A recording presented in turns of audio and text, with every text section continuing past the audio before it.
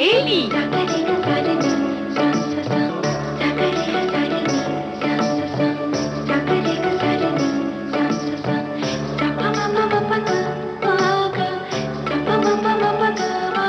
सखी सहेली।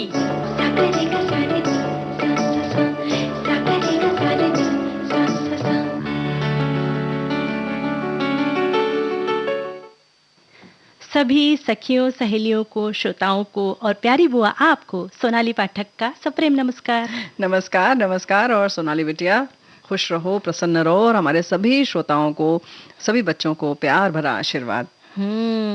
और आप कैसी हैं? क्योंकि नए वर्ष में हम पहली बार मिल रहे हैं ना। हाँ, ये बात तो है कि इसीलिए तो तुम इतनी चहक रही हो, इतनी चेहरे पर तुम्हारे खुशी है, चमक है। और होता भी है भाई, जब जब नए नए साल में हम किसी से मिलते हैं तो बिल्कुल लगता है कि कितने दिनों बाद मिल रहे हैं ना। साल भर बाद मिल रहे हैं। बिल्कुल सही है। 2022 के बाद आज 2023 में मिल रहे हैं। तो अब जब 2023 में मिल रहे हैं और तुम पहली बार कार्यक्रम प्रस्तुत कर रही हो, तो ये तो बता दो कि क्या क्या हम लेकर हाजिर हैं आज। आज जैसे सौंदर्य साधना में हम पैरों की देखभाल के बारे में सखियों को बताएंगे। आजकल बहुत फटते हैं ना पैर। हाँ, सर्दियों में खासकर हमें पैरों का बहुत अच्छी तरह से ध्यान रखना होता है। और चित्रलेखा का दिन है भाई, है ना। हमारे सारे जो श्रोता है वो भी उत्सुक हैं कि धारावाहिक चित्रलेखा सुनने के लिए उत्सुक हैं। तो हम तो चित्रलेखा तो सुनाएंगे ही, उसके संग संग ये भी बताएंगे कि वृद्धावस्था जो है वो कैसे आनंददायक है या कुंठा का सबब है। और हमारे साथियों ने बहुत सारे अपनी जो इस विषय पर राय है लिखकर भेजी है, और बहुत अच्छी अच्छी राय है, अलग अलग तरह की बातें लिखकर भेजी हैं, आजकल समाज में जो हो रहा है उसके बारे में लिखकर भेजा है। तो उन सब पर भी हम चर्चा जरूर करेंगे, सभी बिंदुओं पर कोशिश करेंगे कि हम इस पर चर्चा करें, क्योंकि विषय बहुत संवेदनशील और बहुत अच्छा है ना। और हम आज जो है सखी विशेष में भाला फेंक खिलाड़ी अनु रानी के बारे में भी हम सखियों को जानकारी देंगे कि दे दें? देते हैं, पर हम सखियों से और श्रोताओं से ये भी गुजारिश करेंगे कि भाई आप भी वृद्धावस्था से जुड़ी जो आपके जीवन में आनंद है या कुछ दुख है, कुंठा है, जो कुछ वही तो उन्होंने लिखकर भेजा हुआ है। यही तो वो और भी लिखकर भेजिए। और फिर पैरों का रखरखाव कैसे करते हैं उस बारे में भी हमें लिखकर भेजिए। बिल्कुल। और जैसे आज सखी विशेष भाला फेंक खिलाड़ी अनु रानी, तो इनका जन्म 28 अगस्त 1992 को बहादुरपुर मेरठ में हुआ था। अनु वो पहली भारतीय महिला है जिन्होंने 60 मीटर से अधिक की दूरी तक का भाला फेंका हो। यानी कि रिकॉर्ड बनाया। और अनु का जन्म एक किसान परिवार में हुआ। बचपन में परिवार के साथ खेले जा रहे क्रिकेट मैच में जब काफी दूर तक वो बॉल बड़ी आसानी से फेंक लेती थी, तो भाइयों को लगा कि सचमुच कुछ अलग है, या इनकी जो बाहों में ताकत है। तो उसको उन्होंने पहचाना और उन्होंने एक गन्ने को है जो ना भाले की शक्ल दी और अनु के हाथ में पकड़ा दिया बस। देखिए, और जब अनु ने इस खेल को गंभीरता से लेना शुरू किया, तब उनके रूढ़िवादी पिता ने इस बात के लिए इनकार कर दिया। पर अनु प्रैक्टिस के साथ साथ अपने पिता को भी मनाती रही और घर में सबसे लाडली बिटिया ने आखिरकार पिता को मना ही लिया। क्योंकि लगन जिस तरह से उनकी थी और जो वो प्रयास कर रही थी, तो जाहिर है कि एक तन्मयता देखकर ही, क्योंकि माता पिता को देखो जो डर होता है वो ये होता है कि कहीं ऐसा ना हो कि पढ़ाई भी छूटे और इसमें भी न आगे पहुंच पाए। लेकिन जब इस तरह से जब आदमी लीन हो जाता है किसी काम में, तो जाहिर है कि फिर सब लोग साथ देने लगता है, और वही पिता ने भी किया। अब बात आ गई पैसे की। जैसे हम लोगों ने पहले ही बताया कि किसान परिवार की थी। अब एक अच्छे भाले की कीमत लगभग 1 लाख रुपए थी, जिसे वो खरीदने में समर्थ नहीं थी। तब उन्होंने बांस के ही भाले का प्रयोग किया, या यूं कहें कि बांस को एक भाले का आकार दिया और उसी से अभ्यास करने लगी। तो ये तो लगन थी ना। जी। और उन्होंने स्कूल और जिला स्तरीय प्रतियोगिताओं में हिस्सा लेना शुरू कर दिया। माध्यमिक शाला की पढ़ाई के दौरान अनु 25 मीटर तक भाला फेंक लेती थी। इस खेल में उनकी रुचि और तरक्की को देखते हुए परिवार ने पूरी ताकत के साथ अनु को आगे बढ़ाने का फैसला किया। फैसले के पीछे उनके जज्बात और उनकी मेहनत ज्यादा थी। और जल्दी लेकिन फिर अनु को भी ये महसूस होने लगा कि इस खेल में सफलता पाने के लिए जाहिर है कि ताकत तो चाहिए जो थी उनके पास, लेकिन उसके साथ साथ तकनीक सीखना, एक हुनर सीखना बहुत जरूरी है। तो भाला फेंक में उन्होंने क्या किया कि पूर्व भारतीय खिलाड़ी काशीनाथ नाइक से प्रशिक्षण लेने का फैसला किया।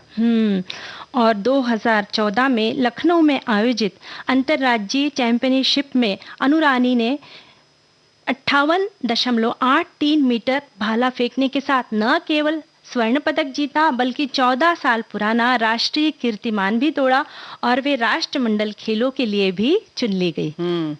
और उसी वर्ष दक्षिण कोरिया में आयोजित एशियाई खेलों में कांस्य पदक जीता।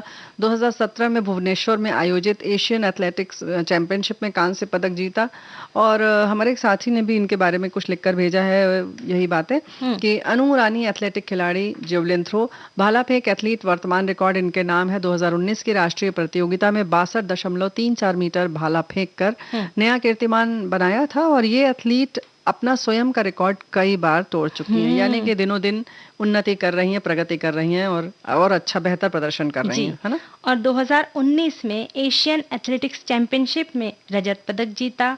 वर्ष 2020 में अनुरानी ने एथलेटिक्स में star sports sports woman of the year award जीता। साथ ही आगे भी आप खूब सफलता हासिल करें और देश का नाम रोशन करें, यही हम शुभकामनाएं देते हैं। बिल्कुल, और ऐसे ही अपने और नए नए रिकॉर्ड बनाती रहें, कीर्तिमान स्थापित करती रहें, ऐसी कामना हम सब करते हैं। ढेर सारी शुभकामनाएं।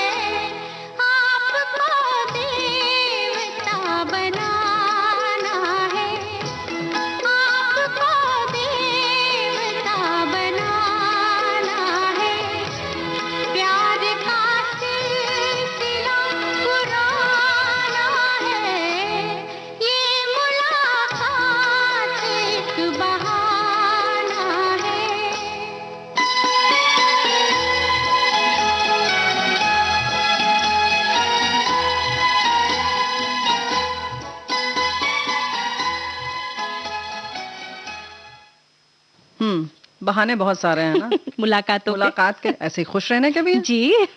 खुश रहा जा सकता है, छोटी छोटी चीजों में अगर हम खुशियां ढूंढें तो जिंदगी तो हमारी खुशहाल हो ही जाएगी। ढूंढने की भी जरूरत नहीं है, आसपास हम देखते ही नहीं है। हाँ। हम ढूंढते तो परेशानियां हैं। तो भाई ये हर उम्र के लिए लागू होती है ये बात। और वृद्धावस्था में खासतौर से जब शरीर से थोड़ा सा हम अक्षम हो जाते हैं या यूं कहें कि उतने शक्तिवान नहीं रहते हैं, उतनी ऊर्जा नहीं रहती है, तो हम धीरे धीरे निराश होने लगते हैं। और फिर परिवार की बात आती है कि किस तरह से आजकल चल रहा है। तो हमारे एक साथी ने भी लिखा, उन्होंने जैसे कहा ना, तो बहुत सारे साथियों ने संदेश भेजा। भाई सोनाली, तुमने कहा था, देखो सब साथियों ने लिख के भेजना शुरू कर दिया।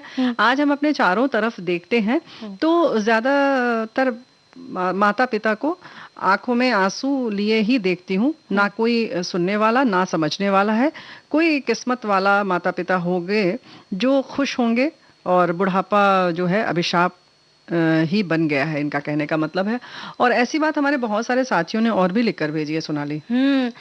वृद्धावस्था का आनंद लेना है। अगर हम नियमित रूप से व्यायाम, योग और प्राणायाम करके स्वस्थ रहेंगे और अच्छी जो है आहार जो होगा अच्छा होगा, तो वृद्धावस्था में जो है एक अलग ही आनंद की अनुभूति हो सकती है।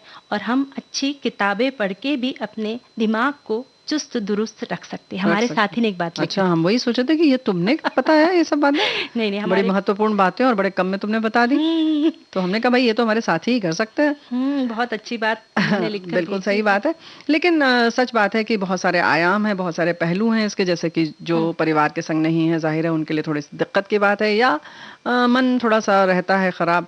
अब वैसे देखा जाए तो जो मतलब कह सकते हैं ना, जो वृद्धावस्था को नहीं पहुंचे हैं, प्रौढ़ हो चुके हैं, उनके भी बच्चे बाहर हैं, लेकिन वृद्धावस्था में शायद ज्यादा जरूरत महसूस होती है, हम ज्यादा संवेदनशील हो जाते हैं, या बहुत सारी और भी चीजें होती हैं, जैसे हमने पहले ही कहा, शारीरिक रूप से अशक्त होने लगते हैं, इसलिए ज्यादा जरूर लगता है ना।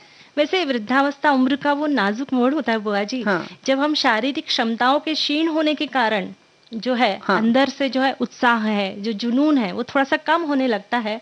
और ये जो उम्र का जो पड़ाव है ना, ये नए अनुभव और नई चुनौतियां भी लेकर आता है। अब इस चुनौती को कैसे लिया जाए, ये महत्वपूर्ण है। वैसे देखा जाए तो हर उम्र पर, हर मोड़ पर, जीवन के हर मोड़ पर अलग अलग तरह की चुनौतियां होती हैं, है ना। और जिस समय वो होती हैं उस समय वो बहुत भारी लगती हैं। ऐसा नहीं है कि जब आप बच्चे थे तब नहीं परेशानी लगती थी, या जब जवान थे तब नहीं लगती थी।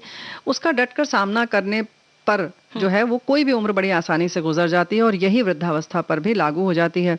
लेकिन आमतौर पर मानते हैं ना कि हम कुछ भी कार्य नहीं करते, या कहीं खास तौर से हमारा कोई पेशा है, जैसे नौकरी हो, चाहे व्यवसाय व्यापार हो हमारा, वो सब धीरे धीरे कम हो जाता है, तो हम एक खालीपन सा लगने लगता है। और नया कुछ जैसे लगता है ना कि अब सब सीखने की उम्र खत्म हो गई, बच्चे थे तो चलो सीखना है, ये सीखना है, वो सीखना है, तो वो एक खालीपन जरूर आ जाता है जो घेर लेता है हमको, है ना। तो हम इस उम्र में भी अगर आपका शरीर साथ दे रहा है तो उस वक्त ऐसे नहीं है कि अभी हम वृद्ध हो गए तो नहीं कर सकते। नई चीजें सीखिए ना। कि अगर कुछ जैसे कोई इंस्ट्रूमेंट, कोई वाद्य बजाना सीखना चाहते थे, या गाना सीखना चाहते थे, या फिर आप जो है बागवानी करना बहुत आपका शौक था बचपन से, पर आप अपने काम के समय जो है वक्त नहीं निकाल पाए, तो अब ऐसा वक्त है जब अपने लिए वक्त निकाले।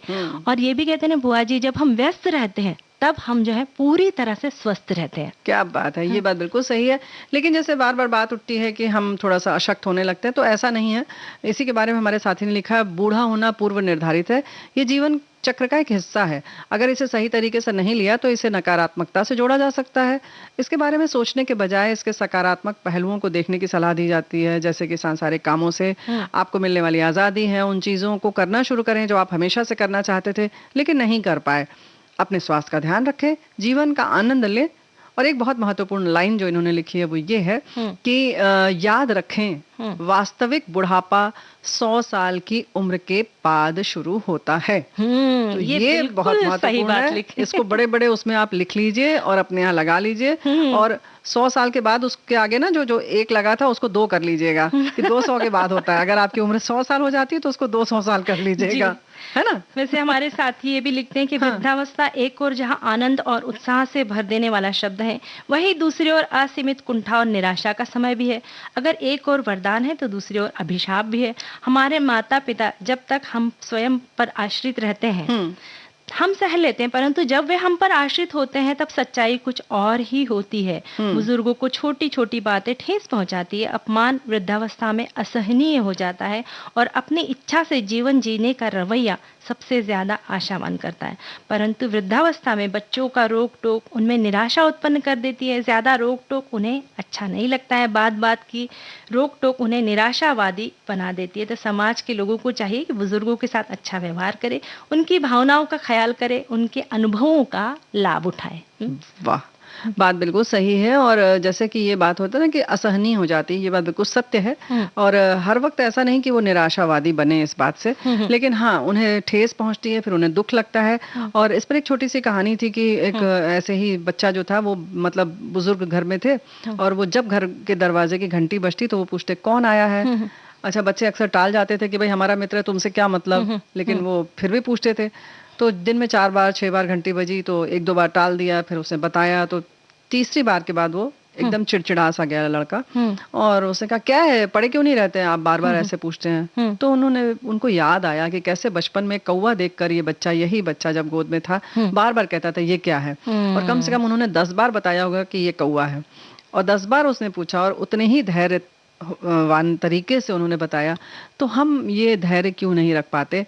अगर उन्होंने 2 बार की बजाय 6 बार पूछ लिया तो हम प्यार से जवाब दे सकते हैं, है ना? जो बात हम चिड़चिड़ा के बोल रहे हैं वो बात हम शांति से, दूसरा बस समय तो आपका लगा ही ना, है ना? यानी कहने का अंदाज जो है प्यार भरा हो तो ये समस्या ही नहीं आएगी। बिल्कुल समस्या नहीं आएगी।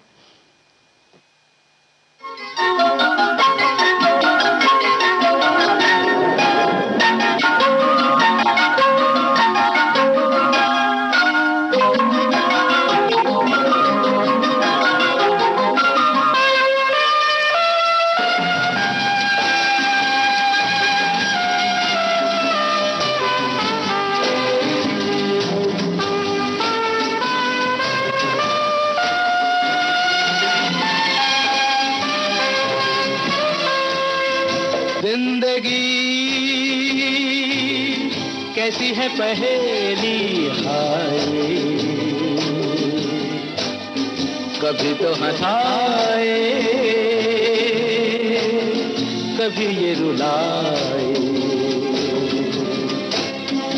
जिंदगी कैसी है पहेली हाय, कभी तो हंसाए कभी ये रुलाए।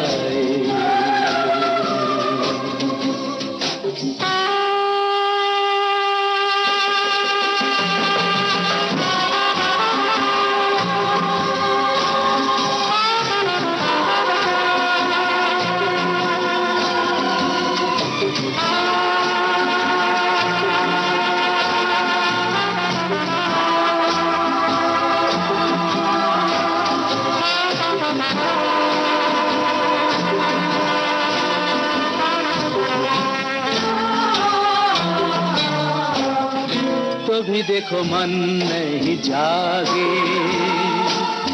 पीछे पीछे सपनों के भागे। तो भी देखो मन नहीं जागे, पीछे पीछे सपनों के भागे। एक दिन सपनों का राही चला जाए सपनों से आगे कहाँ। जिंदगी कैसी है पहेली हाय, कभी तो हंसाए कभी ये रुलाए।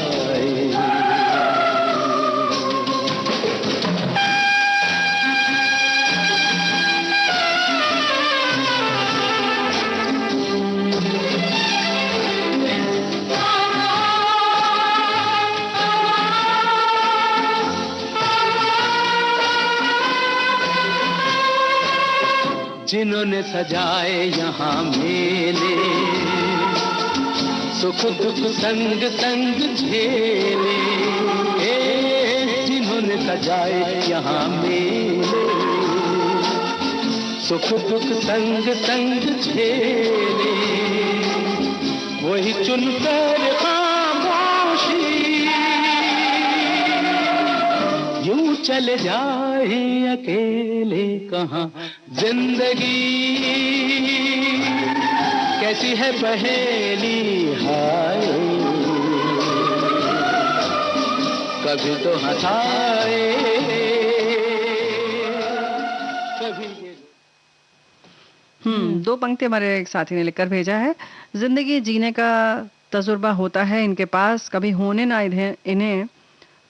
ना दे इन्हें अकेलेपन का एहसास, मान सम्मान दे उन्हें, रखें सदा उनका ध्यान, आदर्श होते हैं वो हमारे, हैं परिवार की शान, दिल से ना लगाए उनकी कड़वी बातों को, बिखरने ना दे उन्हें, थाम ले उनके हाथों को। क्या बात है। मेरा मन प्यार का शिवाला है, पर वृद्धावस्था में अपने को घर का देवता न समझे। हाँ भाई, तो मतलब ये तो हो गई दोनों तरफ की बात, यानी कि जो बुजुर्ग हमारे घर में हैं वो भी किस तरह से थोड़ा सा सामंजस्य स्थापित करें।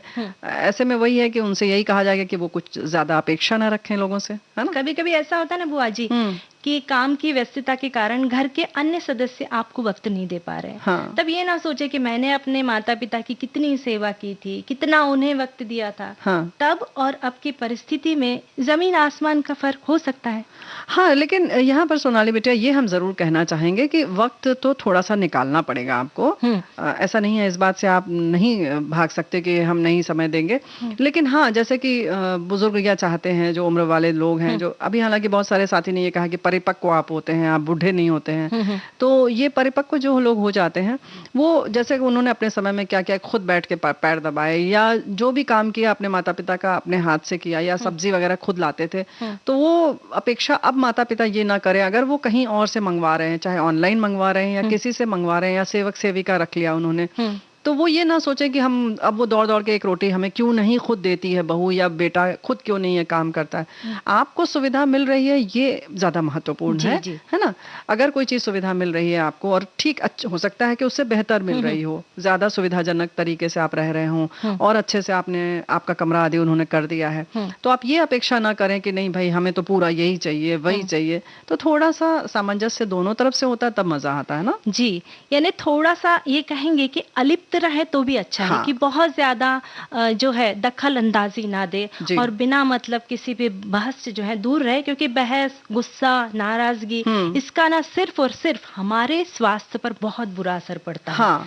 अब यहाँ पर ये जरूर कहेंगे, जैसे कि अब कपड़ों की बात आती है, जैसे परिवर्तन बहुत हुआ है, तो अब कपड़े जैसी चीज से कोई फर्क नहीं पड़ने वाला है। थोड़ा कम, थोड़ा ढका हुआ पहन रहे हैं, थोड़ा सा खुला हुआ पहन रहे हैं, या कुछ और पैटर्न ऐसा पहन रहे हैं, तो उन सारी चीजों से बहुत ज्यादा परेशान न हो, या वहां पर जो है वो बहुत रूढ़िवादिता न रखें, है ना।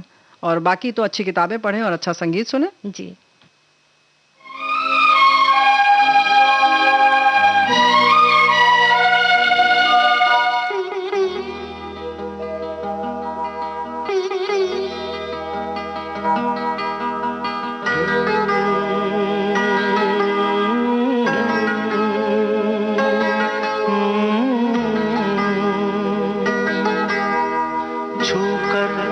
मेरे मन को किया तूने क्या इशारा,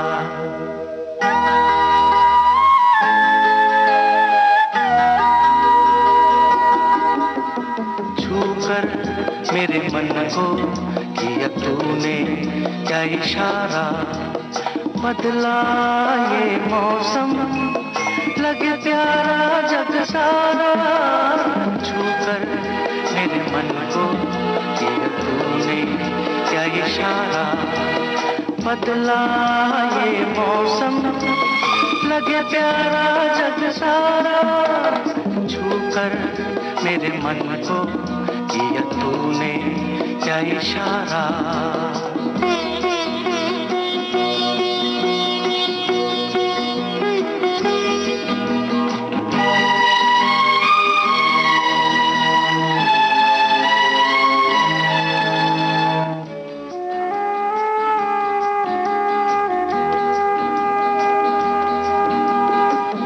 कहे जीवन भर तेरे लिए मैं गाऊं, तेरे लिए मैं गाऊं, गीत तेरे बोलों पे लिख लिखता चला जाऊं, लिखता चला जाऊं, मेरे गीतों में तुझे ढूंढे जग सारा, छूकर मेरे मन को किया तूने क्या इशारा, बदला ये मौसम लगे प्यारा जग सारा, छूकर मेरे मन को किया तूने क्या इशारा।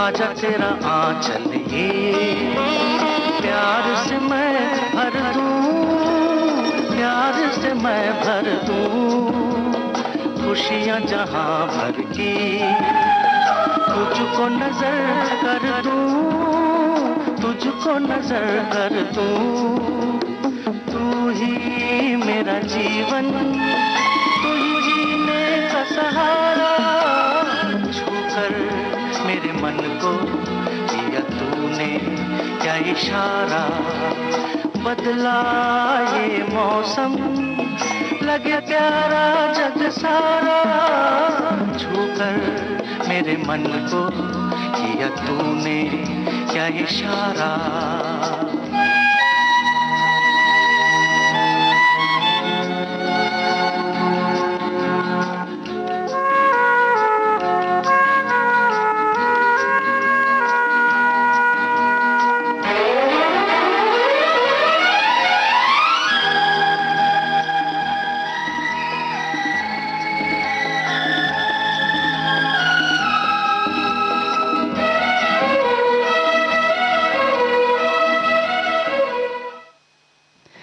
सोनाली बिटिया, एक संदेश तुमने पढ़ा था ना कि वृद्धावस्था में अपने घर को अपने को घर का देवता ना समझे, ये किसी और उसके जवाब में था, और वो ये था कमेंट कि भगवान को तीर्थों में ढूंढते हैं लोग, भगवान के रूप में माताजी पिताजी घरों में विराजमान हैं, उनकी सेवा करें, आशीर्वाद से कठिन कठिन कार्य सरलता से होगा। तो इसी के जवाब में हमारे एक साथी ने लिखा था कि भाई वो खुद, तो मतलब यही है कि अगर हम सम्मान कर रहे हैं तो आप भी उस सम्मान को समझें, और बहुत सारी चीजें हैं और भी हमारे साथी ने लिखकर भेजा है ना। और हमारे साथी ये भी लिखते, सारी जिम्मेदारी पूर्ण हो जाने के कारण वृद्धावस्था तनावहीन ही नहीं होती बल्कि आनंदित करने वाली भी होती है। तो ब्रेक लेते हैं।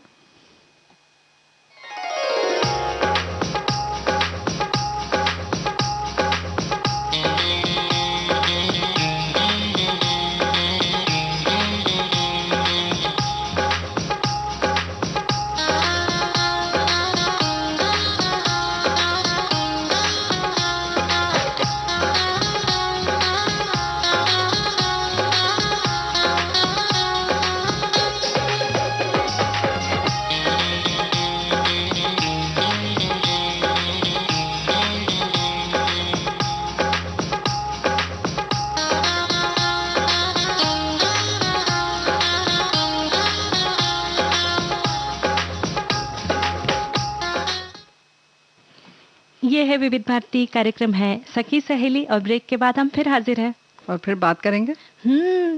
और हमारे जो है हमारे साथी ने कमेंट आधा पढ़ा था ना जी, उन्होंने कहा था कि चिंताहीन जीवन के कारण वृद्धों में आशावादी भावना भर जाती है और अपनी इच्छा से जीवन जीने का रवैया सबसे ज्यादा आशावान करता है। कार्यकाल में लंबे समय के बाद कार्यों से मुक्ति मिलने लगती है। और लेकिन हाँ, यह है कि वृद्धावस्था की जब बात आती है तो हम बराबर बीमारी की बात करते हैं, तो डॉक्टर आदि का ध्यान रखें। और वृद्धावस्था में जो है आनंद तब होता है जब वो अपने परिवार के साथ होते हैं, उनकी अच्छी देखभाल होती है, उनको ये महसूस होता है कि हमारा ख्याल रखा जा रहा है, समय समय पर डॉक्टर से उनका चेकअप होता है, तो घर के सभी सदस्य उनसे मिलते जुलते रहते हैं। अगर इस तरह से उनका ख्याल रखा जाए तो ये जो है, ये वृद्धावस्था उनके लिए अच्छी हो जाएगी, है ना? क्या बात है, ये तो अच्छी हो जाएगी। लेकिन एक बड़ी प्यारी सी एक छोटी सी कहानी लिखकर भेजी हमारे साथी ने। एक पुत्र अपने वृद्ध पिता को भोजन के लिए एक अच्छे रेस्टोरेंट में लेकर गया। खाने के दौरान वृद्ध पिता ने कई बार भोजन अपने कपड़ों पर गिराया। रेस्टोरेंट में बैठे दूसरे खाना खा रहे लोग थोड़ा सा घृणा की नजरों से देख रहे थे, लेकिन उनका पुत्र एकदम शांत था। खाने के बाद पुत्र बिना किसी शर्म के वृद्ध को वॉशरूम ले गया, उनके कपड़े साफ किए, चेहरा साफ किया, बालों में कंघी की, चश्मा पहनाया और फिर बाहर लेकर आए। सभी लोग खामोशी से उन्हें ही देख रहे थे। फिर उन्होंने बिल का भुगतान किया और वृद्ध के साथ बाहर जाने लगा। तभी डिनर कर रहे एक अन्य वृद्ध ने उन्हें आवाज दी और पूछा, क्या तुम्हें नहीं लगता यहाँ अपने पीछे तुम कुछ छोड़कर जा रहे हो? उसने जवाब दिया, नहीं सर, मैं कुछ भी छोड़कर नहीं जा रहा। वृद्ध ने कहा, बेटे, तुम यहाँ प्रत्येक पुत्र के लिए एक शिक्षा, सबक और प्रत्येक पिता के लिए एक उम्मीद छोड़कर जा रहे हो। क्या बात है, बहुत मार्मिक। क्या बात है। तो एक उम्मीद जो रहती है वो पूरी करनी हमारी सबकी जिम्मेदारी है। और इसी उम्मीद के साथ ये कार्यक्रम आज हम लोगों ने इस विषय पर बात की कि थोड़ा सा हर उम्र के लोग इस पर विचार जरूर करेंगे, है ना? और अब धारावाहिक चित्रलेखा सुनते हैं।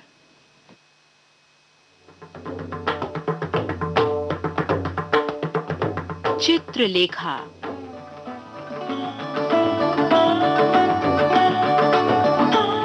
कथाकार भगवती चरण वर्मा के दार्शनिक चिंतन से उपजा उपन्यास चित्रलेखा।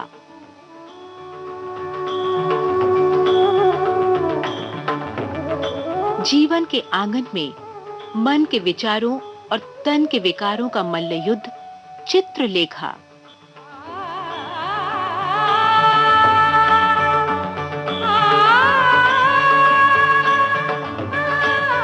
पिछली कड़ी में हमने जाना कि कुमारगिरी वासना के वशीभूत हो चुके हैं। अब तर्क या कुतर्क सब व्यर्थ है। चित्रलेखा के तन की चाह में तप की राह कहीं पीछे छूट गई है। अब योगी की एक ही कामना है चित्रलेखा, एक ही वासना है चित्रलेखा।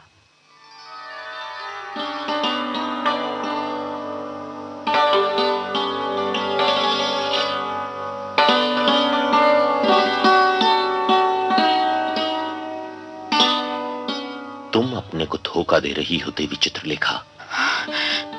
जिस समय तुमने बीजगुप्त को छोड़ा था, उस समय तुमने उनको मुझसे प्रेम करने के लिए छोड़ा था। और बीजगुप्त, उसने एक साधारण नर्तकी पर गृहस्थी के सुख को बलिदान कर दिया। यही नहीं, उसने अपने जीवन को नष्ट कर दिया केवल इसलिए कि वो तुमसे प्रेम करता था और प्रेम की पवित्रता को अनुभव करता था। बस करो, बस करो। बस करूं? इतनी ही बात से तुम चंचल हो उठी नर्तकी? नहीं, बात पूरी करूंगा और तुम्हें सुननी पड़ेगी। तुमने जो कुछ किया उसका बदला तुम्हें मिल गया। तुम समझती हो बीजगुप्त तुमसे अब भी प्रेम करता है। तुम समझती हो कि बीजगुप्त के यहां लौटने पर जब तुम बीजगुप्त के पास जाओगी वो तुम्हें स्वीकार कर लेगा।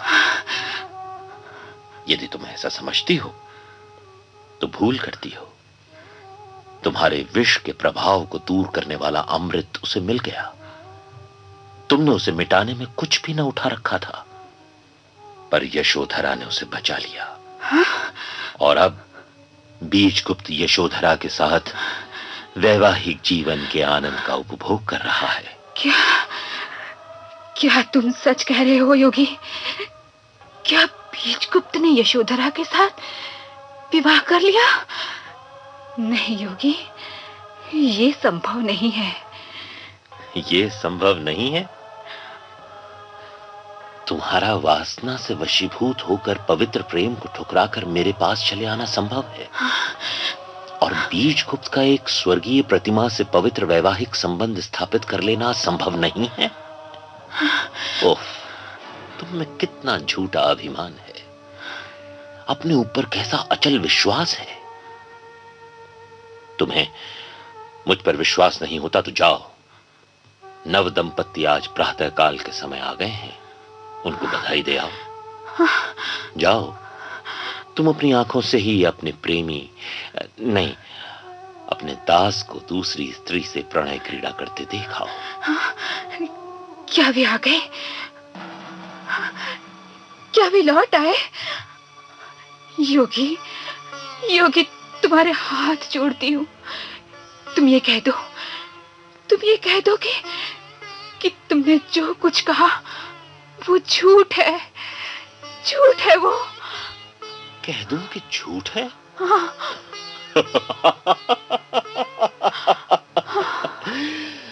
सत्य को झूठ कह दूं? जाओ जाओ, तुम स्वयं देखाओ। नहीं, सब समाप्त हो गया। अब नहीं जाऊंगी। जाने से लाभ, मेरा धन लुट गया।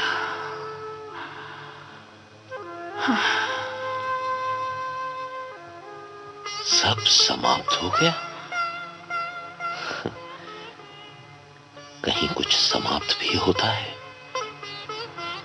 एक बात का समाप्त होना दूसरी बात का आरंभ होना है। समाप्त कैसे हो गया देवी चित्रलेखा? तुम जानती हो, मैं तुमसे प्रेम करता हूं और तुम भी मुझसे प्रेम नहीं करती तो मुझसे घृणा भी नहीं करती। तुम मेरे जीवन में आना चाहती हो। अभी तक तुम नहीं आ सकी केवल बीजगुप्त के कारण। तुमने उसके जीवन को दुखमय बनाया, उसने तुम्हारे जीवन को दुखमय बनाया। बीजगुप्त ने एक आधार पा लिया, तुम्हें भी आधार न ढूंढना पड़ेगा। देवी चित्रलेखा, मैं तुमसे प्रेम करता हूं।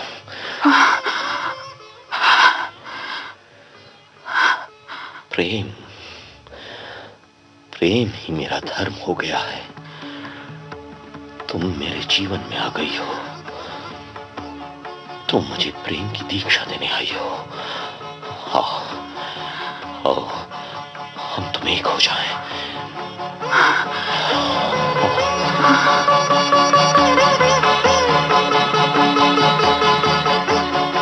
कुमारगिरी ने चित्रलेखा का हाथ पकड़ लिया। चित्रलेखा ने अपना हाथ कुमारगिरी के हाथ में बिना किसी विरोध के दे दिया। उसने अपना सिर उठाकर कुमारगिरी की आंखों से अपनी आंखें मिला दी। कुमारगिरी का मुख झुका, चित्रलेखा का मुख कुछ ऊपर उठा। दोनों के अधर मिल गए। काफी देर तक दोनों के अधर मिले रहे।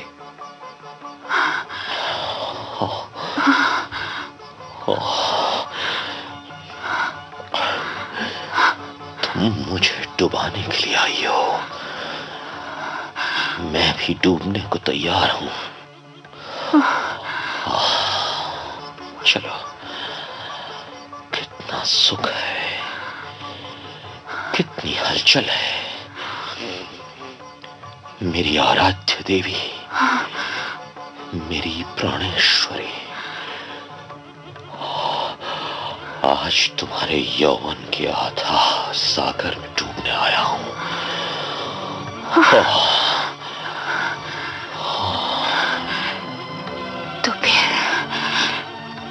तो फिर ऐसा ही हो।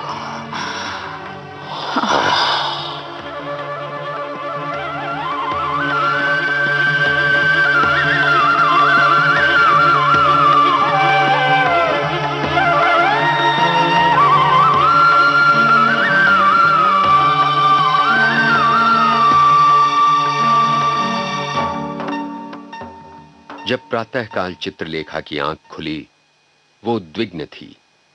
बीजगुप्त ने उसे छोड़ दिया, ये भावना उसके लिए असह्य थी। उसका संसार अंधकारमय था। उसे रह रहकर अपने ऊपर क्रोध आ रहा था। उसने बीजगुप्त को छोड़ा ही क्यों था?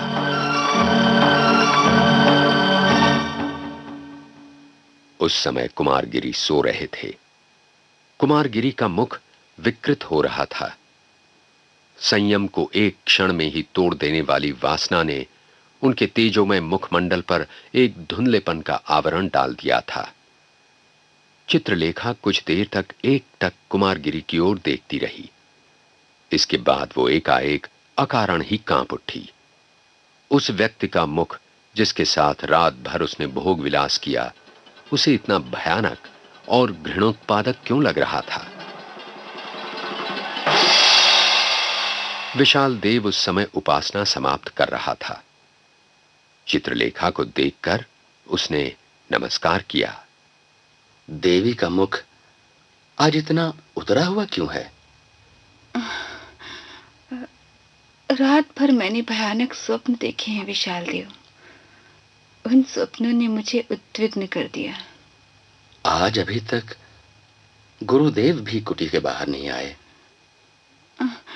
वे अभी तक समाधिस्थ हैं। समाधिस्थ हैं?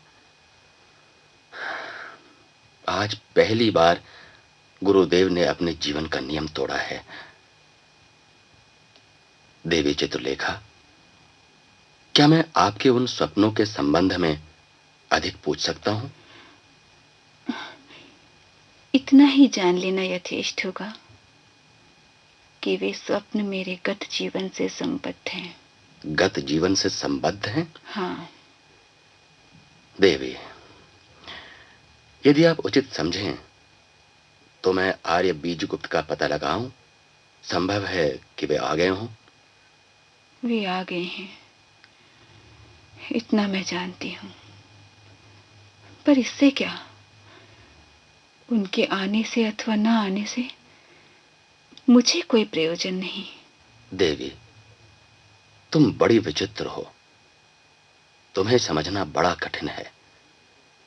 अभी उस दिन तुम यहां से बीजगुप्त के पास जाना चाहती थी। हाँ, उस दिन मैं जाना चाहती थी, पर आज नहीं जाना चाहती। विशाल देव, मेरे व्यक्तिगत जीवन के संबंध में तुम्हारे लिए इतनी उत्सुकता दिखाना कहां तक उचित है? तुमने इस पर कभी विचार भी किया है?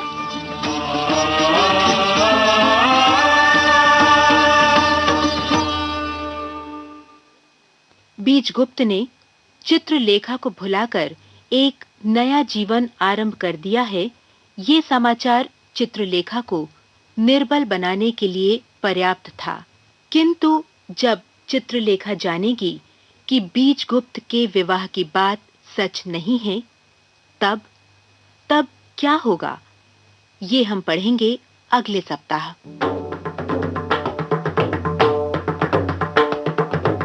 आज की कड़ी में कामुक योगी कुमारगिरी को साकार किया सुधीर पांडे ने और वासना की बलि चित्रलेखा का रूप धरा दिशी दुग्गल ने।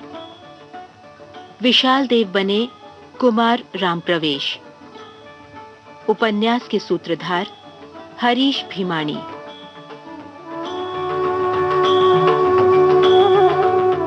प्रसारण के इस रूप को आप तक पहुंचाने में सहायक हैं राजेश मलिक और अजय राजकारणे। उपन्यास चित्रलेखा के रेडियो पठन की परिकल्पना को ये स्वरूप देने वाले हैं लोकेंद्र शर्मा और विजय लक्ष्मी छाबड़ा।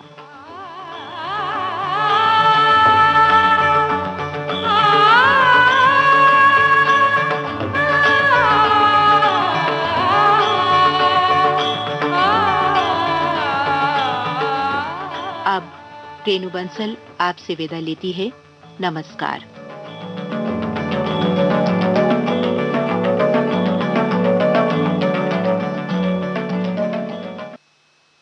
तो हमारे साथियों ने सुन लिया, इंतजार कर रहे थे। अच्छा, एक बात है कि ये बुढ़ापा जो है ना, रुकने का नाम ही नहीं ले रहा। कैसे? अब हमारे साथी ने ये भी लिखकर भेजा है, बुढ़ापा किस उम्र में आता है? 60, 70, 80 या 85? जी नहीं, कहते हैं ना कि उम्र बचपन की दिल नहीं, इन्होंने लिखा है, कहते हैं ना कि उम्र 55 की दिल बचपन का। इसलिए मन से सदा जमा रहिए दोस्तों। तो ये इन्होंने बहुत बड़ी बात बोल दी। मतलब जितनी हम लोगों ने बातें की उन सब को लेकर है कि भाई खुद अगर अपने आप में जमा बने रहे, बचपना बना रहे, तो क्या बात है इसी तरह से हंसते खिलखिलाते गीत सुनते हुए दिन गुजारिए।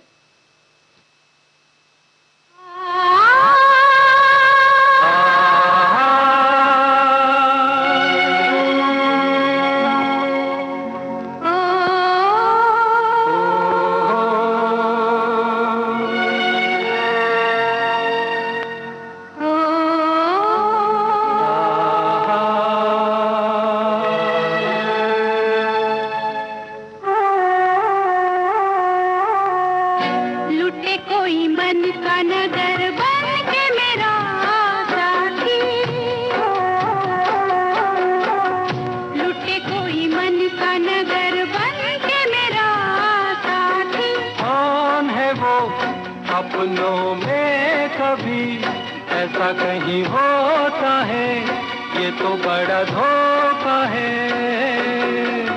लुटे कोई मन का नगर बन के मेरा साथी।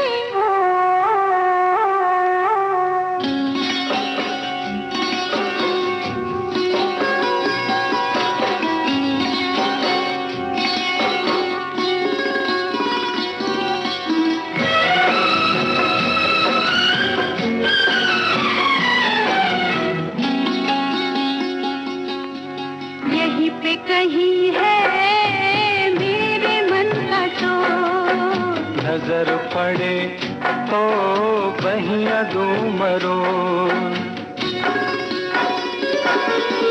यहीं पे कहीं है मेरे मन का चोर, नजर पड़े तो बहिया दूं मरोड़। जाने दो जैसे तुम प्यारे हो, वो भी मुझे प्यारा है, जीने का सहारा है। देखो जी तुम्हारी यही बत्तियां मुझको है तड़पाती, लुटे कोई मन का नगर, लुटे कोई मन का नगर बन के मेरा साथी।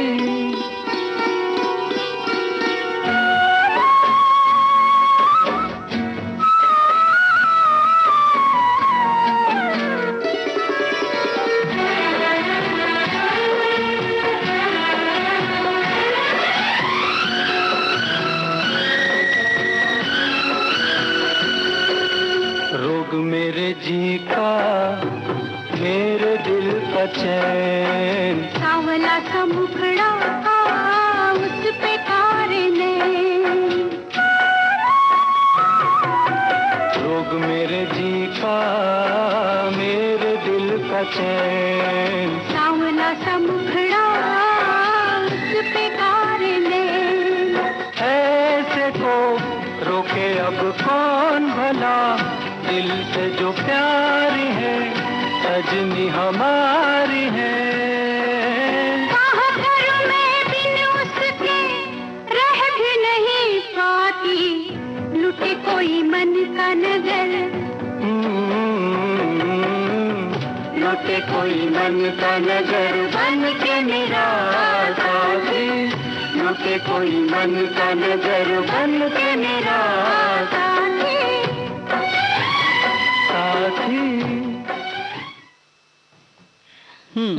साथी तो हमारा पैर होता है जो हमें बहुत सारी जगहों पर ले जाता है और खासतौर उसमें जो एड़ियां होती हैं, क्योंकि हमारे साथी ने लिखा है हमारे पैर हमारे पूरे शरीर का भार उठाते हैं, इसलिए पैरों से जुड़ी कोई भी परेशानी के कारण हमारे पूरे शरीर को असुविधा हो सकती है। ये परेशानी ना हो सके इसके लिए अपने पैरों को साफ और सूखा रखिए, बेकिंग सोडे से पैर की सफाई करें, इन्हें इन्फेक्शन से बचाएं, पैरों के मॉइस्चराइज करें, नाखून काटते रहें, सफाई रखें, हाई हील्स ज्यादा देर तक ना पहने, अच्छे फिटिंग वाले सही जूते चप्पल पहने, मोज़ों की सफाई रखें और बदलते रहें। इन सब के अलावा पैरों की सुंदरता बढ़ाने के लिए पेडिक्योर करवाते रहें।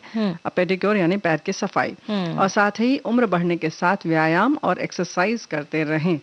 तो भी पेडिक्योर तो घर में भी कर सकते हो ना जी, घर में कर सकते हैं ना, कि बस एक टब में पानी ले लिया, गुनगुना पानी, उसमें साबुन डाल दिया, उसमें कोई भी सौम्य साबुन या फिर आपको अगर लगता है तो शैम्पू भी डाल सकते हैं, और उसमें 10 मिनट तक अपने पैर डुबो कर रखिए। फिर किसी खुरदुरे पत्थर ले लीजिए या फिर नारियल का छिलका ले लीजिए, उससे जो है अच्छे से जूट से, यानी जी कि जूट से उसे घिस दे और इसमें आप नमक और नींबू भी डाल सकते हैं जी, तो और हाँ। अच्छे से पैर साफ होता चलेगा, जो भी और गंदगी है वो निकलती जाएगी ना। फिर जो है नेल कटर से जो है ना नाखून का जो जो त्वचा होती है पीछे, हाँ। उसे पीछे धकेले, क्योंकि धकेले। क्या होता है उम्र के साथ वो है ना सख्त होते जाती है हम्म। और उसे बहुत तकलीफ होती है, बहुत दर्द होता है अगर नाखून जो है अंदर चला जाए हाँ, त्वचा कुछ के। लोगों के वो हम लोग के अंगूठे के साइड में थोड़ा चला जाता है अंदर, तो उस समय जब मुलायम हो जाता है नाखून उस समय साफ कर लें। अच्छा, एक बात और है कि नाखून कभी कभी बहुत रूखे से हो जाते हैं जब हम ऐसे साफ करते हैं, तो गर्म पानी में पैर डालने से पहले थोड़ा सा अगर क्रीम लगा लेंगे अपने नाखूनों में तो अच्छा है, या पानी में ही थोड़ा सा ऑयल डाल लीजिए, जो भी आप इस्तेमाल करती हैं, सरसों का डाल लीजिए, नारियल का डाल लीजिए, तो थोड़ा सा और पानी में मुलायमियत रहेगी, है ना। जी, और सबसे खास बात ये बुआ जी की जो महिलाओं को आदत होती है कि नेल पॉलिश हमेशा पैर में जो है अरे लगा कर आदत क्या रखिए। मतलब है, लगाना तो जरूरी है ना। लगाना ठीक है, हाँ। पर वो है ना छूटती नहीं है, एक फिर? महीना भर भी अगर वैसे ही रखे तो रह जाती है। हाँ, तो तो उससे क्यों क्या छुड़ाएं? होता है, नहीं हाँ। जो है ना विटामिन डी जो है हमारे नहीं मिलता। हाँ, अच्छा, इसलिए लगाए, ओहो। शौकिया तौर पे लगाए जरूर, पर उसे निकाल दे और है लो। ना कुछ समय अपने जो नाखून है ना ऐसे भी रहने दे, ताकि उसको सूर्य की रोशनी मिले, उसके नीचे की त्वचा जो है हाँ। उससे भी विटामिन डी मिले। लो देखा, आज ये बात पता चली। और कहते हैं ना नाखूनों को भी थोड़ी सांस मिलेगी, थोड़ा सा उनको भी हवा पानी चाहिए। उसके संग साथ जब तुमने बताया है कि नेल पॉलिश लगाने के बाद तो उसको बहुत दाहिनी तरफ और बाईं तरफ मतलब किनारों में बहुत अंदर तक न लगाएं तो बेहतर है, उसको केवल बीच बीच में लगाएं और बहुत मतलब बिल्कुल बाल बराबर जो है वो साइड में छोड़ भी सकती हैं आप। छोड़ है ना? सकते हैं जी। और हमारे एक साथी लिखते हैं कि जो पैर में जो फटी एड़ियों के लिए एक उपाय है वो क्या? है कि ग्रीस, जो अक्सर मैकेनिक गाड़ी जो है उनके पास मिलते हाँ, हैं, जो हाँ। गाड़ी रिपेयर ऑयलिंग करने वाले जो हाँ, होते हैं, ग्रीस मिलती है। जी, हाँ, जी। हाँ। तो वो ग्रीस है वो एड़ियों में लगाए तो आपको काफी आराम मिलेगा, और फटी एड़िया जो है ये सबसे लाभदायक उपाय है। और वाह। इसको लगाने के बाद गर्म पानी से एड़ियों को धो ले। ये मैं बहुत समय से ये तरीका अपना रहा हूँ, ऐसा इन्होंने लिखा क्या है। बात है। तो हो सकता है बिल्कुल होता होगा जरूर फायदा, तो इसका भी प्रयोग किया जा सकता है और देखा जा सकता है। एक बात और है कि वैसे तो हमारे साथी ने ये भी लिखा है कि बचपन में बच्चे को ना जैतून तेल लगाकर मालिश करने से भी पैर कभी नहीं फटते। एक बात तो है कि साफ सफाई रखना बहुत जरूरी है, और आजकल तो मौसम ऐसा है कि आप साफ सफाई रखिए और मोजे पहन लीजिए तो धूल वूल नहीं लगेगी, तो वो एड़ियां फटेंगी नहीं, क्योंकि आमतौर पर धूल आदि की वजह से फटती हैं एड़ियां, है ना। जी।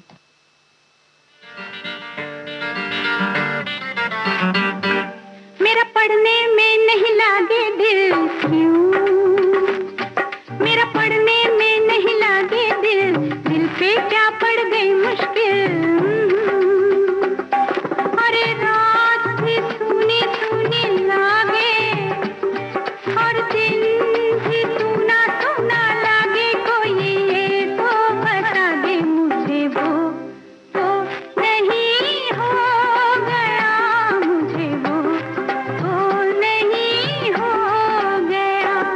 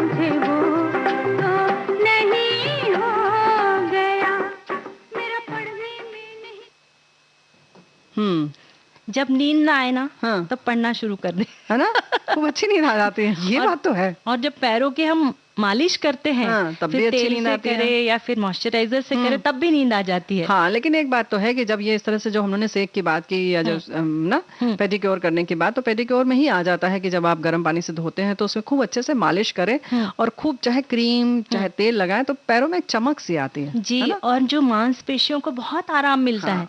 हमारे एक साथी लिखते हैं कि सर्दियों में पैर की उंगलियां जो है वो सूजन आ जाती है, उसमें लाल हो जाती है, उसमें बहुत खुजली भी होती है, तो कृपया कुछ उपाय बताएं। हाँ, ये देखो, वैसे ये उपाय ऐसा है कि सबका अपना अपना अलग अलग होता है, लेकिन फिर भी जैसे कि नारियल के तेल में या किसी भी उसमें खाने वाला सोडा मिलाकर आप रख लीजिए और उससे उसमें मालिश करें, लगाएं उसको। दूसरा, इस बात का ख्याल रखें कि ठंड से बचाएं अपने पैर को, पानी में ज्यादा देर न रहें, या तो धूप में सेकें उसको या मोजे आदि पहन कर रखें। तो ये उपाय आपको स्वयं करना होगा कि आपके शरीर को क्या सूट करता है ना, और ये बड़ी सामान्य सी बात है। और अगर ज्यादा तकलीफ है तो डॉक्टर से संपर्क करें। हाँ, बिल्कुल संपर्क करें, लेकिन ये मौसम वाली चीज है, थोड़ा सा ध्यान रखें और सच बात है डॉक्टर से मिले। फिलहाल हम भी चलें कहीं और।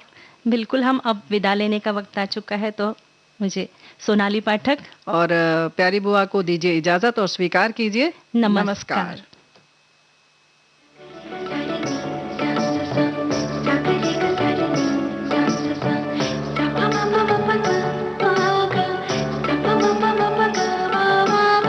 सखी सहेली।